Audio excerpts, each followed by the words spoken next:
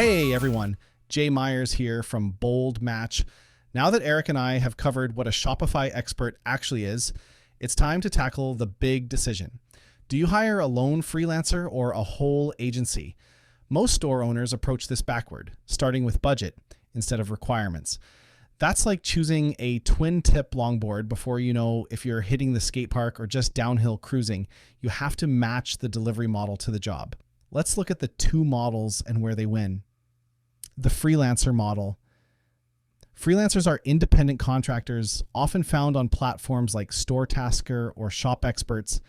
They tend to specialize deeply, maybe only email automation or only custom checkout experiences. The immediate advantage is direct communication. You're talking directly to the person doing the work with no account managers in between. You also benefit from that deep specialization. They've likely solved your exact problem multiple times, but here's the risk. It's binary. If a freelancer gets sick or takes a bigger project, you're stuck. There's no backup, no redundancy. I've seen multiple merchants left hanging mid-project because their freelancer disappeared. They're also running a business, so they won't have the time for extensive strategy or hand-holding. Agencies are companies with teams, developers, designers, project managers, and strategists.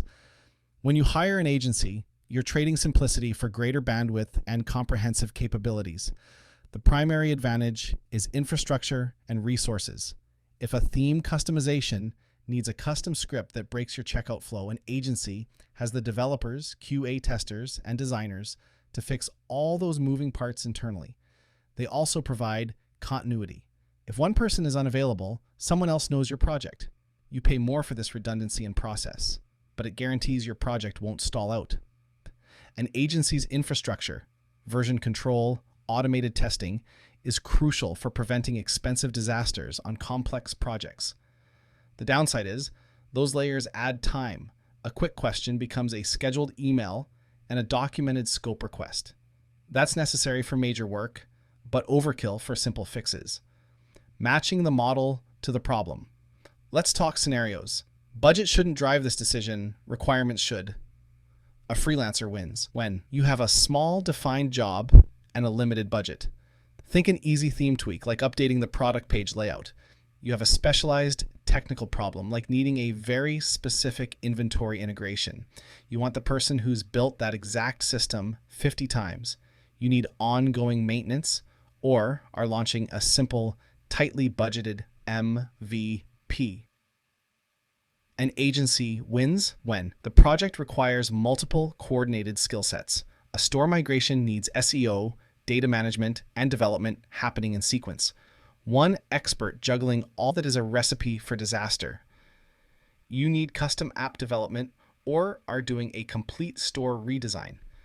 This requires design, architecture, rigorous testing, and long-term support, all things an agency is built to deliver.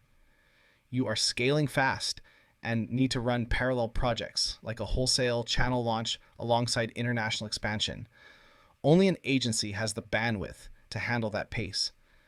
The key is the hybrid approach.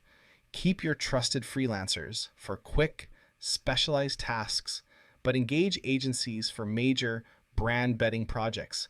Don't force everything through one model. Before you make a decision, look for the flags. Know what you need, not just what you think you can afford, and choose accordingly. As always, if this guide helped clarify the pros and cons of agencies and freelancers, that is exactly why we're here. And if you've outgrown what you can handle and need to bring on vetted agency expertise, you know where to find us.